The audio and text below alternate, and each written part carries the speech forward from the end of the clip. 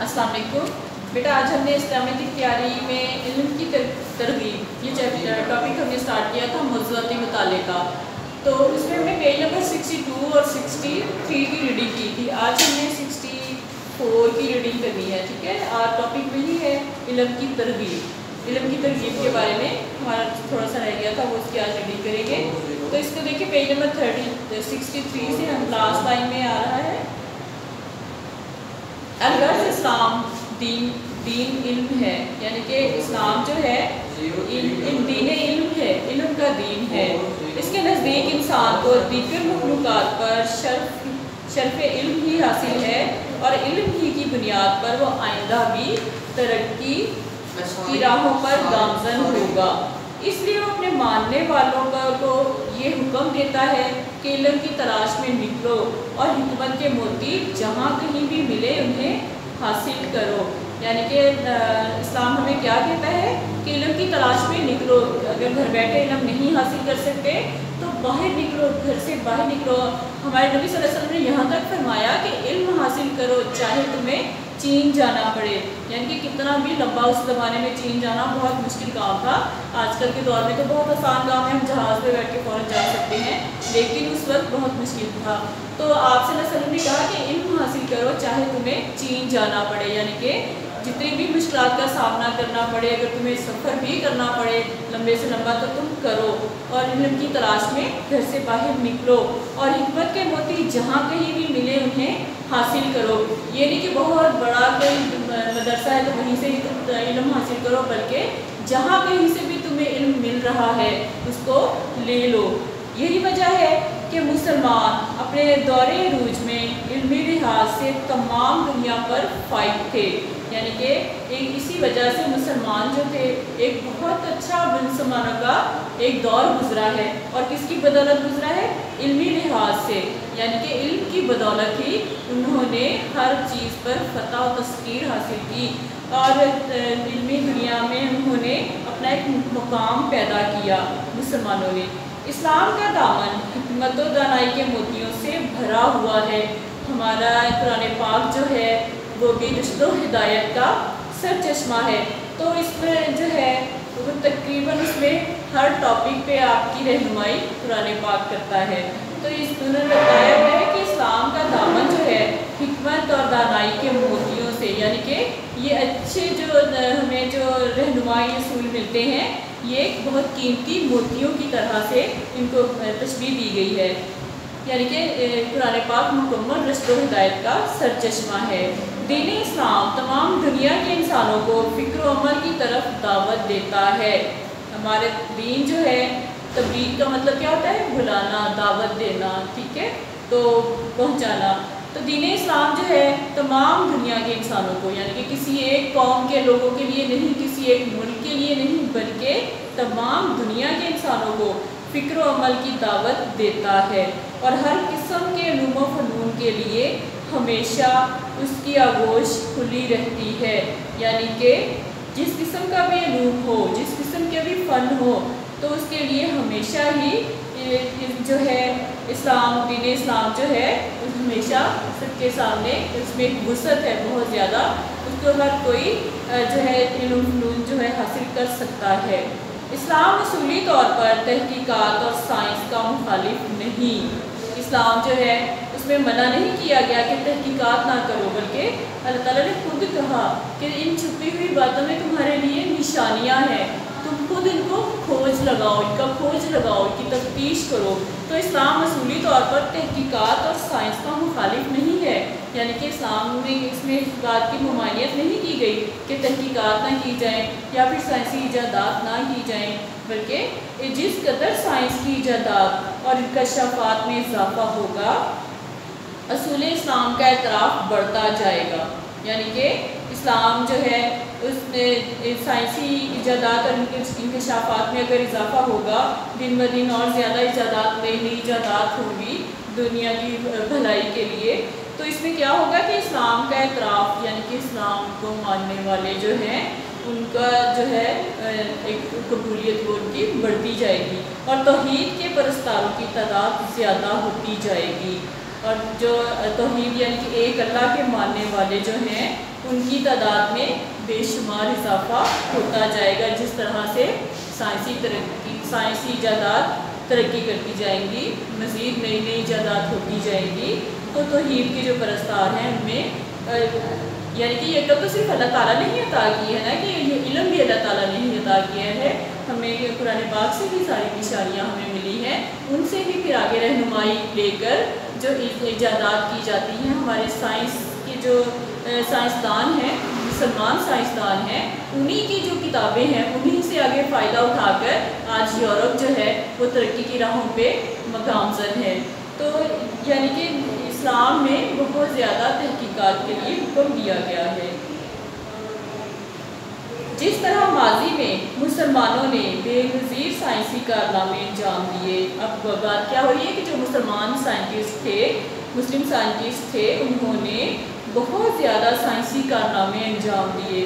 آج ہمیں چاہیے کہ ان کے نقش قدم پر چل کر کائنات میں اپنا مقام پیدا کریں، یعنی کہ ہمارا کیا فرض بنتا ہے کہ اپنے انہی عظیم رہنماؤں، عظیم سائنسدانوں کے نقش قدم پر چل کر کائنات میں اپنا مقام پیدا کریں، یعنی کہ انہی کی طرح ہم بھی سائنسی علوم میں مہارت حاصل کریں اور نئی نئی ایجادات کے ذریعے سے ہم اپنا ایک مقام بنائیں۔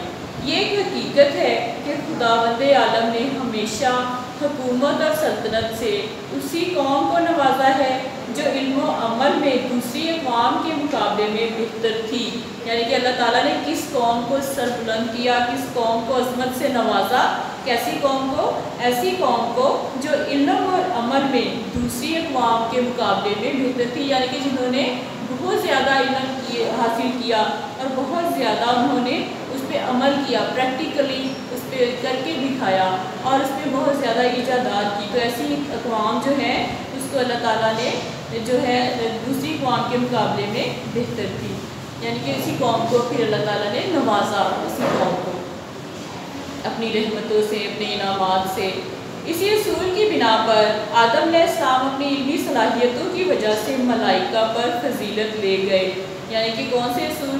یہی اصول جو تھے علم و عمل کے اصول، ٹھیک ہے، انہی کے بنا پر حضرت آدم علیہ السلام جو تھے ان کو فرشتوں پر فضیلت حاصل ہوئی اور کائنات کی خلافت فرشتوں کے مقابلے میں آدم علیہ السلام اور ان کی اولاد کو عطا ہوئی، یعنی کہ انسان کو اللہ تعالیٰ نے دنیا میں اپنا نائب مقرر کیا، اپنا خلیفہ مقرر کیا، کس کی بدولت؟ علم کی بدولت، یعنی کہ پہلے فرشتوں کو یہ فضیلت حاصل تھی، لیکن جب حضرت آدم علیہ السلام کو اللہ تعالیٰ نے علم و عمل سے نوازا تو اسی بنا پر حضرت آدم علیہ السلام اور پھر آگے ان کی نسلیں جو آج تک ہم حضرت آدم علیہ السلام کی نسل میں سے ہیں، تو آج تک جو ہے ان کی اولاد کو فرشتوں کے مقابلے میں خلافت جو ہے عطا کی گئی۔ جب ہم تاریخ عالم پر نگاہ ڈالتے ہیں تو یہی اصول کار فرما نظر آتا ہے۔ اگر ہم ہسٹری کے کھول کر دیکھیں تو ہمیں پتہ چلتا ہے کہ اس میں یہی اصول، کون سا اصول؟ علم اور عمل کا اصول، ٹھیک ہے، تو یہی اصول جو ہے ہمیں اس میں کار فرما یعنی کہ اسی اصول کی رہنمائی میں ہمیں جو ہے کارنامے نظر آتے ہیں۔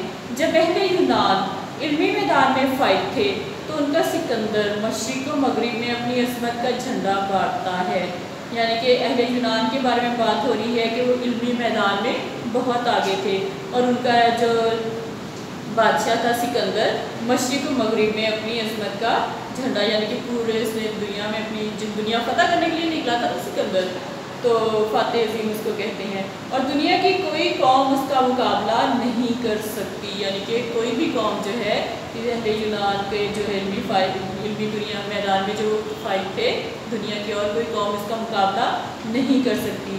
اسی طرح اہل اسلام نے جب اللہ کے فرمان پر عمل پیرا ہو کر علمی میدان میں کارہائے نمایاں انجام دیے اور صرف قرآن کریم اور حدیث رسول صلی اللہ علیہ وآلہ وسلم کو سمجھنے کی خاطر صدہا درسگاہیں قائم کی، یعنی کہ جو اہل اسلام تھے انہوں نے اللہ کے فرمان پر عمل کرتے ہوئے جب وہ علمی میدان میں انہوں نے بہت زیادہ کارنامے انجام دیے اور حضرت محمد صلی اللہ علیہ وسلم کی احادیث کی روشنی میں انہوں نے بہت زیادہ درسگاہیں قائم کی، यानी कि तालीमी इदारे कायम किए और अपनी यूनिवर्सिटियों में अलूम अक़ली और फ़नून अमली को बतौर निसाब पढ़ाया। अब निसाब क्या होता है?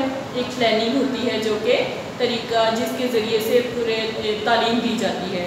तो उन्होंने क्या किया कि अपनी यूनिवर्सिटियों में अलूम अक़ली यानी कि अक़ल को बढ़ाने वाले अलूम और फ़नून अमली कुछ करके दिखाने का जो इल्म है, ठीक है, उसको बतौर निसाब पढ़ाया। तो दुनिया की कोई कौम उनका मुकाबला ना कर सकती थी, किनका? अहले इस्लाम का। यानी कि जब उन्होंने अपनी यूनिवर्सिटियों में इस तरह के अलूम पढ़ाए तो दुनिया की कोई भी कौम उनके मुकाबले में ना ठहर सकी। मिस्र, बगदाद और करतबा के तालीमी इदारे अपनी मिसाल आप थे। यानी कि उस ज़माने में मिस्र के, बगदाद और करतबा जो थे उनके तालीमी इदारे जो थे उनकी मिसाल उनके जैसे कोई और भी तालीमी इदारे नहीं थे। अहले यूरोप अपनी जहालत दूर करने के लिए सरज़मीन अंदलस का रुख करते थे। अब यूरोप के लोग जो थे वो जाहिल थे, जहालत में डूबे हुए थे, तो वो अपनी जहालत को ख़त्म करने के लिए क्या करते थे कि अंदलस की तरफ उनका रुख होता था, यानी कि वो उस तरफ आते थे तालीम हासिल करने के लिए। फिर एक ज़माना आया जब मुसलमानों ने इल्मी मैदान में काम करना छोड़ दिया, यानी कि मुसलमानों ने बेशुमार उसमें अरूज पर पहुँच कर फिर उनकी जो है एक ज़माना ऐसा भी आया कि उनका ज़वाल का ज़माना शुरू हो गया और उन्होंने इल्मी मैदान को छोड़ दिया और उसकी जगह तहकीक की जगह अनबी तकलीद और अमल की जगह बदअमली को अपनाया, यानी कि उन्होंने गलत तरीके इख्तियार करने शुरू कर दिए। तो खुदा ने हर जगह उनका ग़ुलाम बना दिया। तो क्या हुआ कि मुसलमान जो थे हर जगह पे ग़ुलामी उनका मुकद्दर ठहराई गई।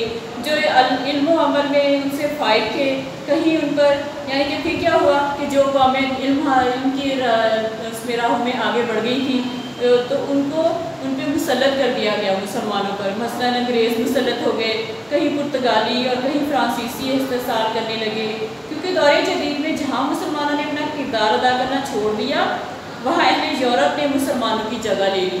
अब खाली जगह को पूर्ण करने के लिए हमेशा कोई ना कोई चीज़ आ जाती है।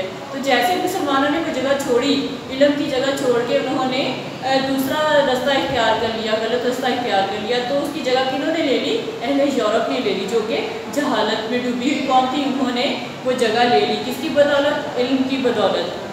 और इल्मी दुनिया में हैरत अंगेज़ कारनामे अंजाम दिए और ना सिर्फ उन्होंने मुसलमानों की जगह ली बल्कि उन्होंने हैरत अंगेज़ तौर पर इजादात करके एक जो है कारनामे अंजाम देने शुरू कर दिए और इल्म की बदौलत ही वो पूरी दुनिया पर छा गए।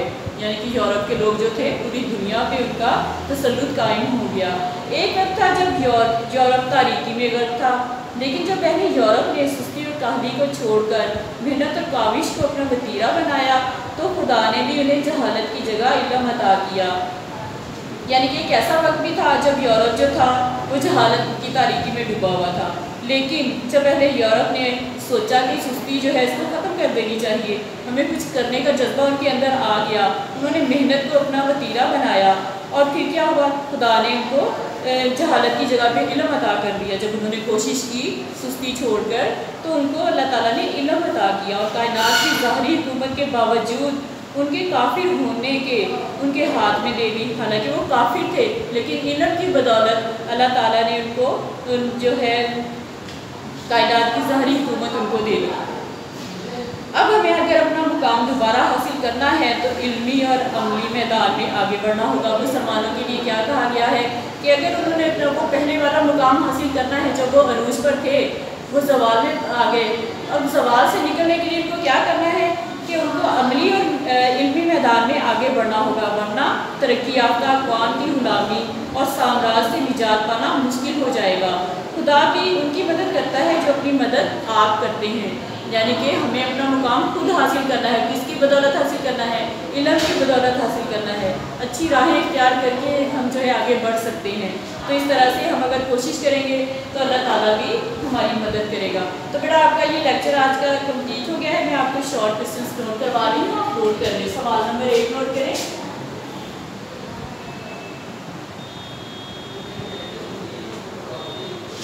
दीन इस्लाम क्या दावत देता है?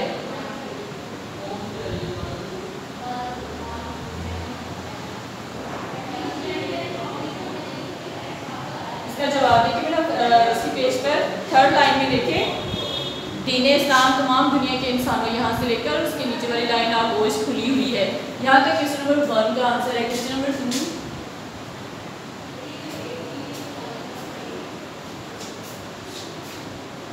अल्लाह ताला ने कैसी कौम को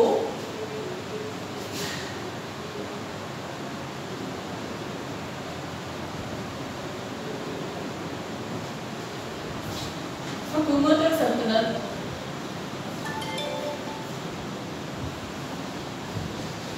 से नवाजा है।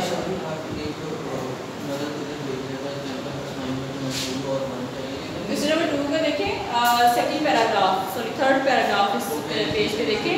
ये कैसी हकीकत है कि खुदावंद आलम ने यहाँ से लेकर औलाद को अता हुई। क्वेश्चन नंबर 2 का आंसर। क्वेश्चन नंबर 3,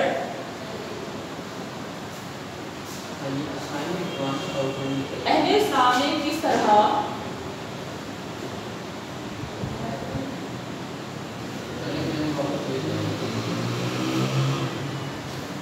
इल्मी मैदान में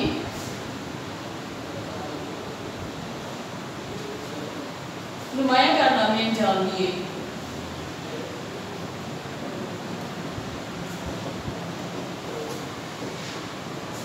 क्वेश्चन नंबर 3 का आंसर बेटा देखिएगा इसके ऊपर।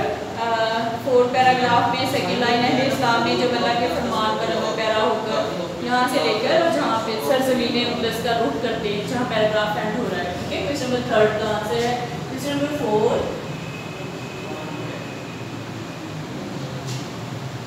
इल्मी मैदान छोड़ देने से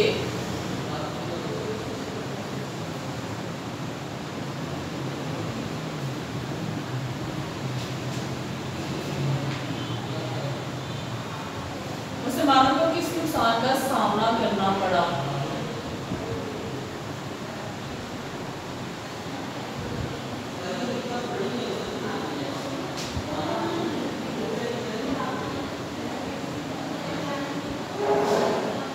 क्वेश्चन नंबर 4 का आंसर बेटा देखिए, इसमें second last paragraph first line, जब मुसलमानों ने इल्मी मैदान में काम करना छोड़ दिया यहाँ से लेके और पूरी दुनिया पर छा गए, जहाँ पैराग्राफ एंड हो रहा है वहाँ तक क्वेश्चन नंबर 4 का आंसर है। क्वेश्चन नंबर 5, मुसलमानों को अपना मुकाम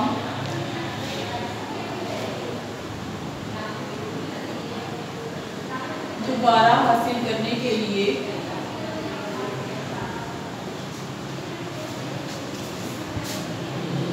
क्या करना होगा।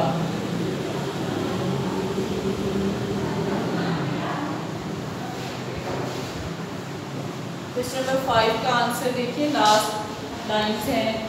अब हमें अपना अगर खोया हुआ मुकाम दोबारा हासिल करना है और जो अपनी मदद आप करते हैं, यहाँ तक क्वेश्चन नंबर 5 का आंसर है। अब बेटा आपका आज का लेक्चर कंप्लीट होता है। ओके, अल्लाह हाफिज़।